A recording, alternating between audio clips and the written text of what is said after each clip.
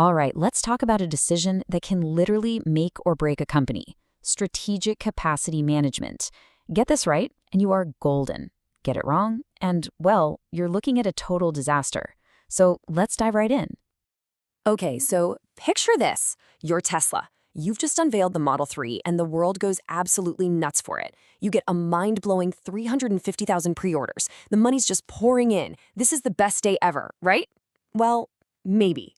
Because right behind that excitement comes the terrifying question of how you're actually going to build all those cars. And here's the rub. At that time, Tesla's factories, running at full tilt, could only produce about 50,000 cars a year. Do the math. That's a 7-year wait list. You've got this ocean of demand, but you're trying to fill it with a tiny little bucket. This isn't just a little problem. It's a full-blown operational nightmare. So what do? I mean, seriously, how do you decide how much to build, how fast you should grow, and where to invest billions of dollars when you have no idea what the future really holds? That single question is the absolute core of strategic capacity. And today, we're going to give you the toolkit to answer it. So how do you even begin to make these huge decisions? Well, our first tool is all about finding that perfect balance. Not too much, not too little, but just right. We call it the Goldilocks zone of capacity. Now, here's the critical thing you have to understand. Having way too much capacity can be just as deadly as having too little. If you don't have enough, well, your customers get angry, you lose sales, and you're basically rolling out the red carpet for your competitors to come in and eat your lunch.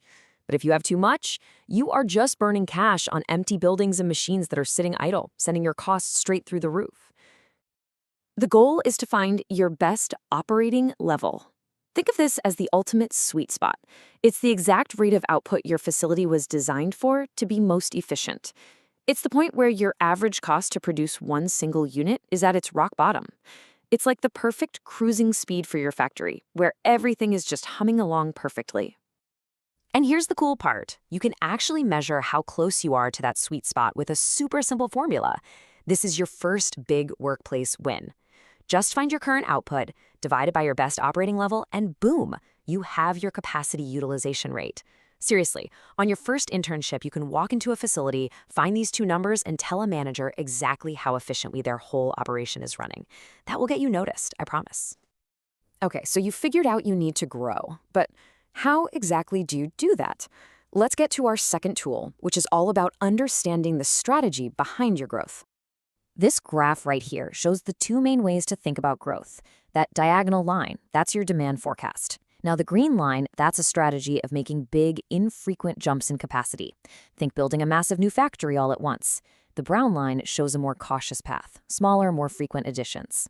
That big jump is a high-risk, high-reward bet. You see it a lot in industries like chip manufacturing, where a new factory is a multi-billion-dollar bet. The smaller steps, that's more common in retail, where you can just add a new store as demand slowly climbs. And this brings us to another huge workplace win. The next time you're in a meeting and someone starts talking about expansion, don't just sit there and nod. Ask the strategic question. Ask, so are we making one big bet here, or are we taking smaller incremental steps? What's our strategy for matching our capacity to the demand forecast? Asking that shows you're not just thinking about the next little project. You're thinking 5 years down the road. You're thinking like a leader. But what if the future is just a complete mystery? How in the world do you make these multi-million-dollar bets when there's so much uncertainty? Well, that's where our final and maybe most powerful tool comes in, the decision tree. Because let's be real, you're never going to have a crystal ball that tells you the future. It just doesn't exist. But what you can have is a map that shows you all the possible roads you could take, where they might lead, and even the probability of getting there. And this is what that map looks like. It's a decision tree. Now, this one's for a fictional company trying to decide whether to expand. Each square on here is a decision that they control, but each circle, that's a chance event, something they don't control, like if the market is strong or weak.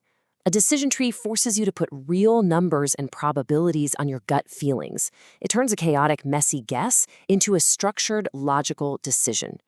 The source material puts it perfectly. It says a decision tree is a schematic model of the sequence of steps in a problem.